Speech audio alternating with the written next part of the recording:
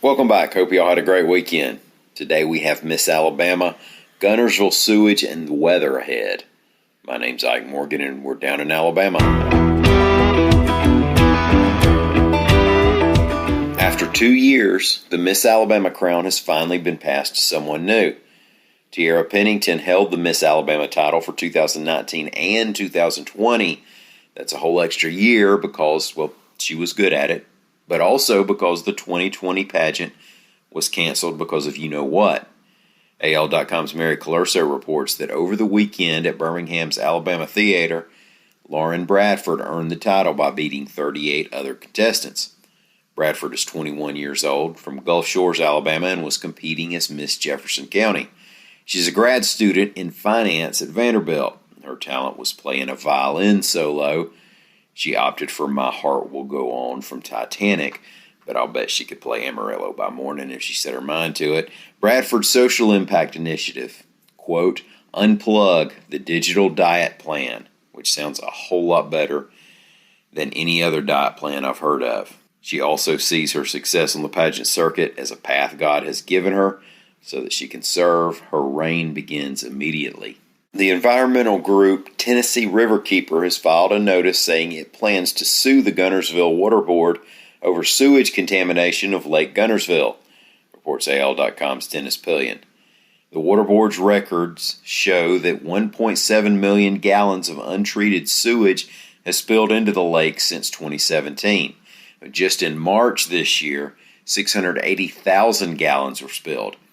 The last reported overflow happened March 31st. Guntersville Water Board General Manager Robert Chandler said the board is working on the problems. Well, let's talk about the week ahead in Alabama weather. Weather reporter Lee Morgan is with us again. And Lee, something happened yesterday. I was playing golf and the sun came out and it was sunny. The temperature was high and it was humid all at the same time. And I think that was the first time this year that they really all three hit us at once. Yeah, congratulations. Yeah, it was nice. Get ready to happen for the next 3 or 4 months every day. Alabama summertime. I mean, if you can't handle it, I think the price of property is still low in North Dakota. Oh, maybe so. But, well, we're going to have a little more of the same this week. I mean, it is summer after all. Look for today and tomorrow to be especially oppressive and hot. But then the heat index today could top out over 100 degrees, most spots in the state. So it's going to be hot, muggy, yucky. Tuesday, some of us will get a break because there's a cold front that's going to, well, cold in quotation marks, front, going to come through. And then the only change you're really going to notice is there is going to be some slightly drier air behind it. So we'll take what we can get this time of year. So those in North and Central Alabama will start feeling it probably on Tuesday.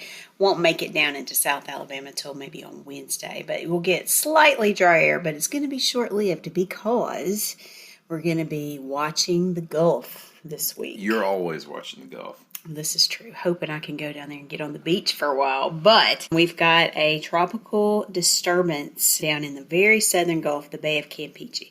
It's going to hang out there for a few days.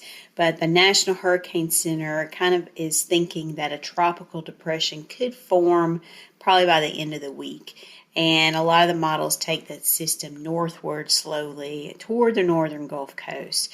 Now, you know how this goes. It hasn't even formed yet, right, so sure. A lot could change. But the models seem to have latched on to this idea. Now, you know, things this time of year generally aren't that strong. They're going to be more rainmakers than anything else. But, you know, just keep an eye on things, see how they go. But we're probably going to look at increased rain chances, especially along the coast toward the end of this week over on the weekend. All right. Well, thanks, Lee. No problem. Thanks, everybody, for listening. We'll be back here again tomorrow. Until then, stop by and see us anytime you can. We're on the World Wide Web at AL.com.